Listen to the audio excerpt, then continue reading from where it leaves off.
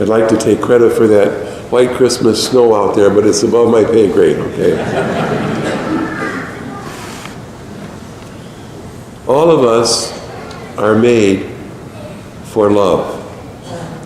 Our greatest joy in life is experiencing and giving love to our parents, our children, our spouses, our friends, our loved ones.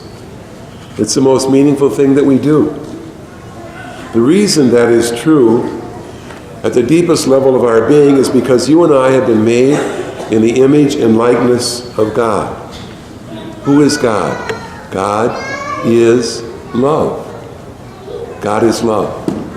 And made in his image and likeness, we are made for love as well. Our God has made us further for himself. We tend toward God. We're kind of like maybe like the Leaning Tower of Pizza, where we just sort of, our being, when we recognize it, is focused toward God.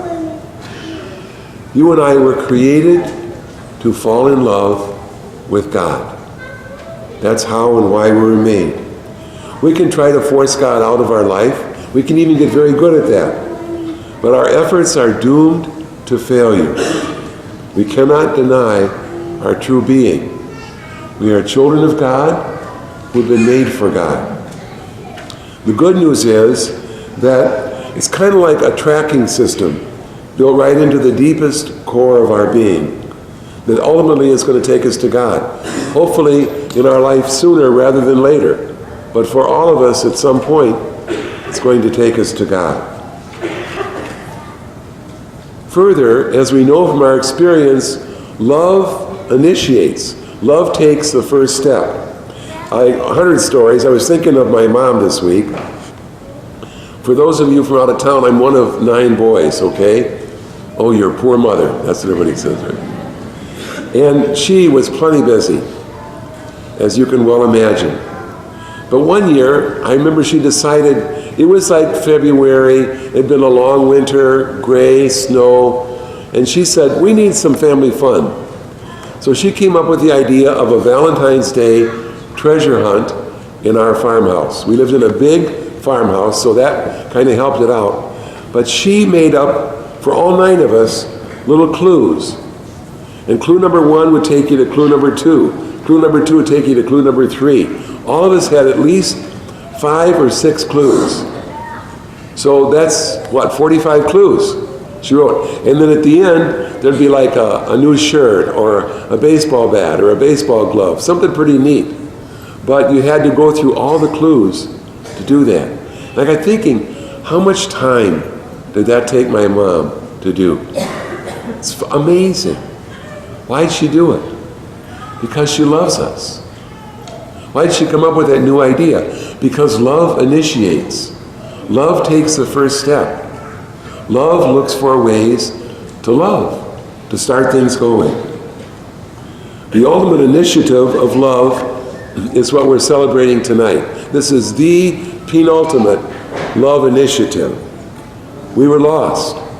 We had no future, no heaven, no hope. So God the Father, out of love, takes the first step. He initiates. He sends us his only Son, Jesus Christ, born in a stable, in human flesh, come to earth to save us. He took the initiative.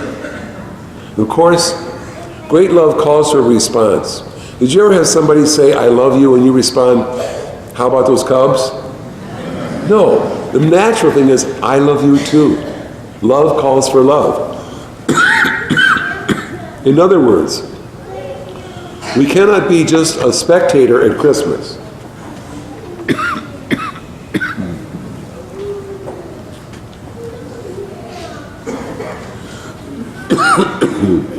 Christmas is not a spectator sport. We are called to make a home for Jesus Christ in our hearts. We're called to fall in love with Jesus Christ. Christmas is all about love. True love is always a two-way street, right? In this case, Christ's love for us and our love for him. Our call is to bear witness to his love for us, to tell others about his love, to say, you know what? My life was a mess, and I finally let God in, and it's all different. Or, I love the Lord, and every day is new and fresh. It always changes. All of us have a story, a love story to tell about God. And that love story is precisely what others are waiting to hear. I was down in Fort Myers, Florida last January, and my nephew Richard was down there. He'd come down from Connecticut. He walked through the door. I said, Richard, you're in love. And he was. He was smiling from ear to ear. He floated into the room. When we're in love, we can't keep it a secret. And just like Richard, you and I can't keep it a secret that we are in love with Jesus Christ. The good news is Christmas changes everything. Our future, our whole destiny has been changed because of Christmas. God loves us so much that he becomes one of us to save us.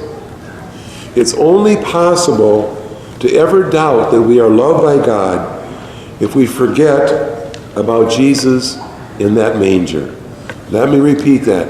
It's only possible that you and I could ever doubt that we're loved by God if we forget about Jesus in the manger.